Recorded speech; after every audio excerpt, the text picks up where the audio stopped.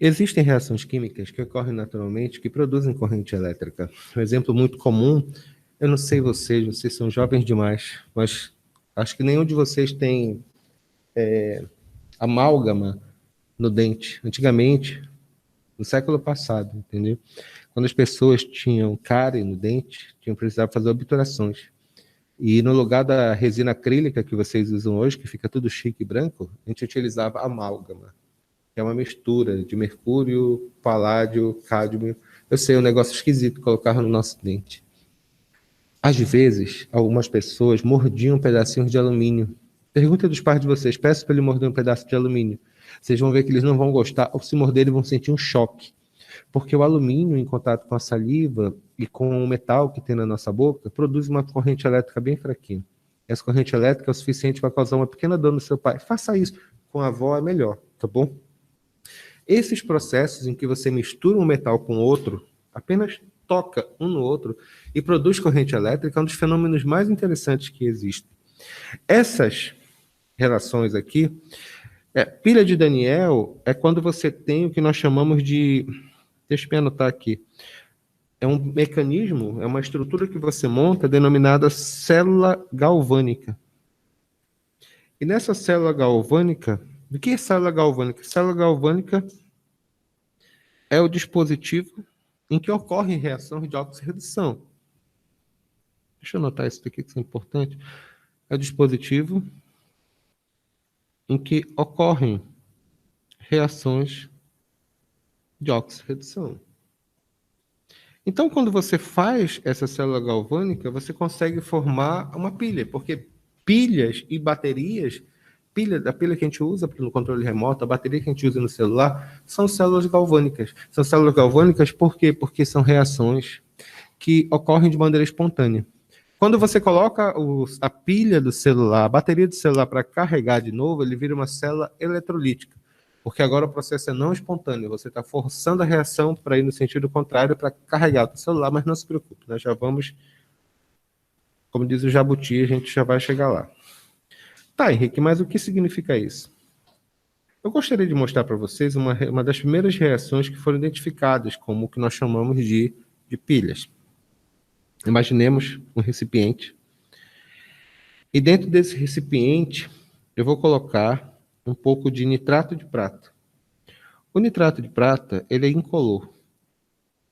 Vou colocar essa cor aqui meio esquisita aqui só para ilustrar o nosso ponto de vista. Então, dentro da situação, nós temos aqui o nitrato de prata. Dentro do nitrato de prata, eu vou colocar um fio aqui dentro. Isso aqui é um fio de cobre. Após algumas horas, senhores, acontece um negócio muito bizarro aqui. Acontece uma coisa muito bizarra aqui. O que foi, Marcela? Em primeiro lugar, a gente percebe que a solução ela deixou de ser incolor, começou a ficar meio esverdeada, sabe? E o fio de cobre, que a princípio ele tinha essa cor meio diferenciada aqui, ele começa ao redor dele a crescer o metal, por assim dizer, em volta do fio de cobre. Na verdade, a solução fica esverdeada para azul, na verdade, porque os íons cobre, o Cu2+, ele fica na solução. Tá cheio de Cu aqui, tá bom? Cu2+ na solução. E em cima desse fio, nós temos prata. A prata da solução do Ag+, passou para o fio, formando esse sistema. Isso aqui é lindo. Houve uma reação de dupla troca aqui. A análise posterior dessa reação mostrou o seguinte aqui. O que aconteceu foi o seguinte. Foi o cobre metálico. O cobre metálico. Essa frase cobre metálico não é porque eu acho bonitinha, não. É assim que você tem que referir, tá bom? O fio de cobre metálico, que a partir de agora nós vamos chamar de Q0, ele vai perder elétrons, se transformando em Q2+, e liberando 2 elétrons. Esses 2 elétrons, lembre-se que eu tenho um íon prata aqui. Eu tenho o íon prata dois íons prata, recebe esses dois elétrons, se transformando em quê? Em prata metálica. Essas reações que estão ocorrendo aqui, no primeiro caso, você percebe aqui na equação número 1, aqui eu tenho a equação número 2, na equação número 1, o que você percebe que ocorreu? Na equação número 1, nosso amigo, ele... Só um minuto que eu perdi minha caneta. Poxa vida, perdi minha caneta chique. Na equação número 1, nós temos que tipo de reação? Nós temos uma reação de redução. Porque o cobre está perdendo elétrons aqui. Está vendo aqui? Ó? Pô, Deus do céu, desculpe, perdão, me confundindo. Falei errado, tá? Redutor.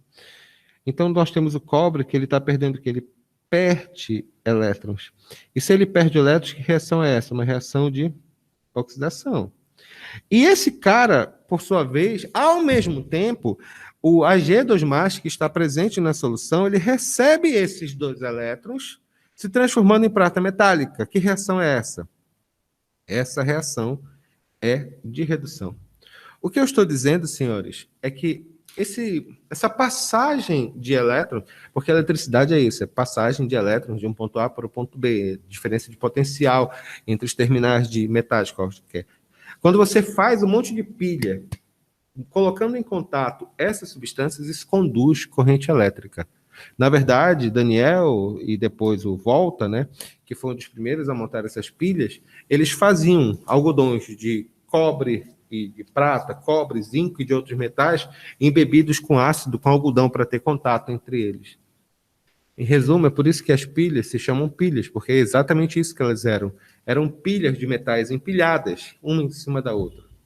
E quando você tocava nos terminais delas, você percebia que havia formação de corrente elétrica. A explicação disso ocorreu bem mais tarde, através do que nós chamamos de pilha de Daniel. Daniel imaginou... É porque vocês têm que entender que isso aqui é uma reação de óxido-redução, em que eu tenho oxidação e redução ocorrendo ao mesmo tempo. Um metal oxida e o outro metal se reduz. Um metal oxida e outro metal se reduz. A explicação de como ocorre essa corrente elétrica, ela demorou um pouco mais. Daniel, vamos falar do Daniel agora. Ele pensou em um mecanismo em que pudesse controlar e explicar essas reações. Esse sistema a gente chamou de pilha de Daniel.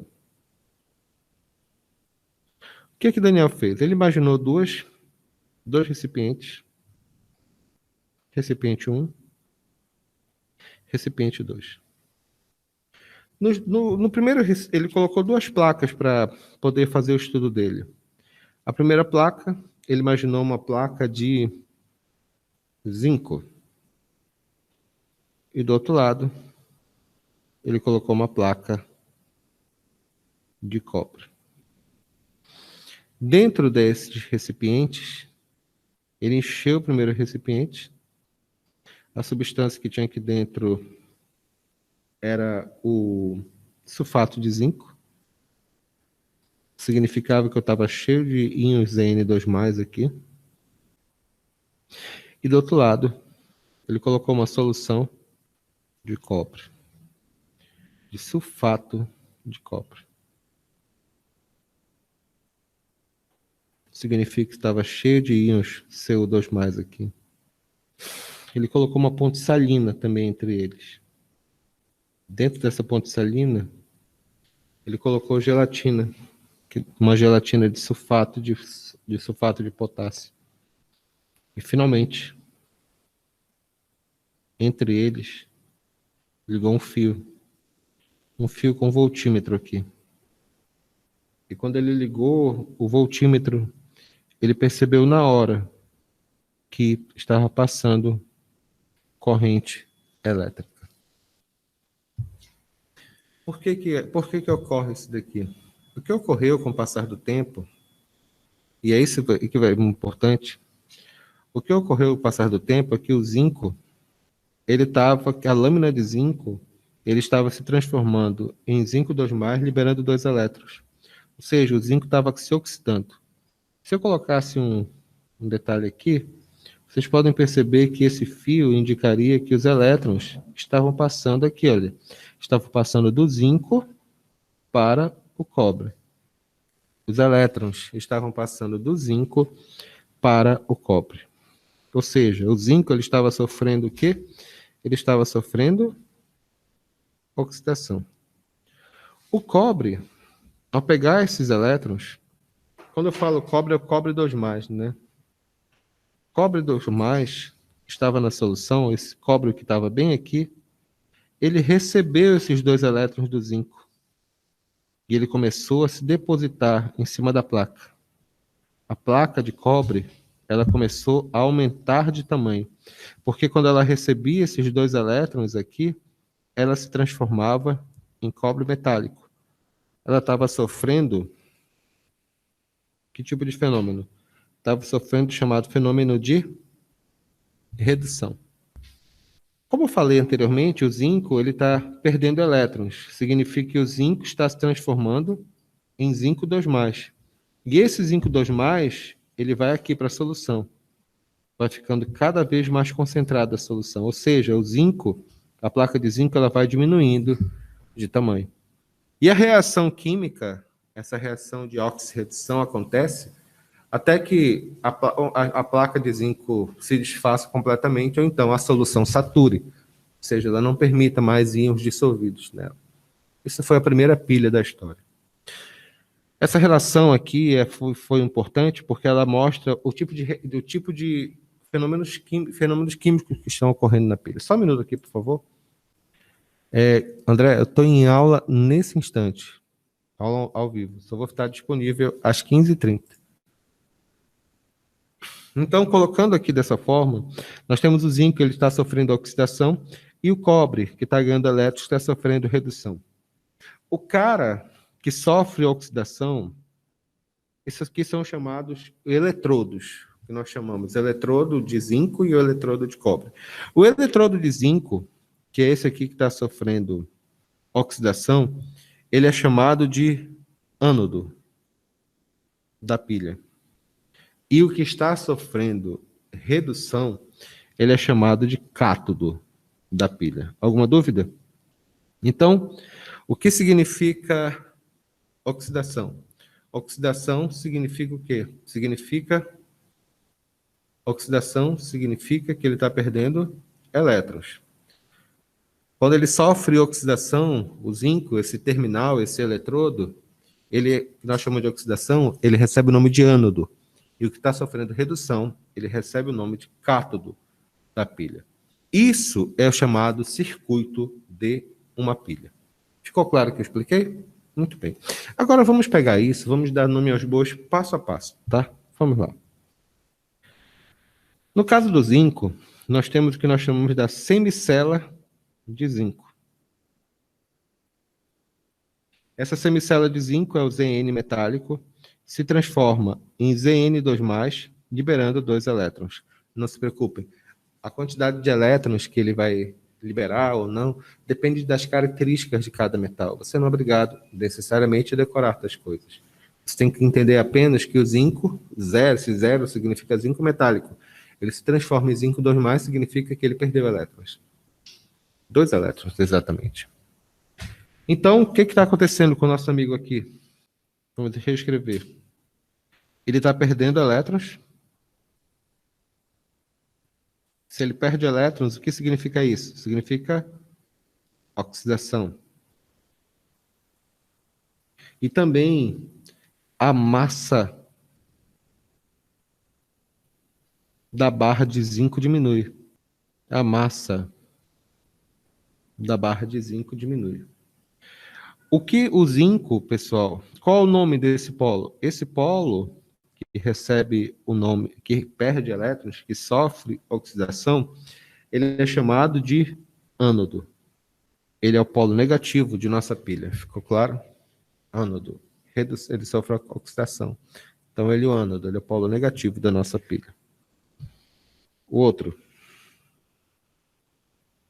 Semicela de cobre. O cobre, 2+, o cobre que está em solução, ele recebe os 2 elétrons que o zinco dá para ele, né? se transformando em couro metálico. Então, o que acontece com o nosso rapaz aqui? Vamos descrever. Ele está sofrendo, ele ganha elétrons. Está dizendo que ele ganha elétrons. Ou seja, ele sofre uma reação de redução.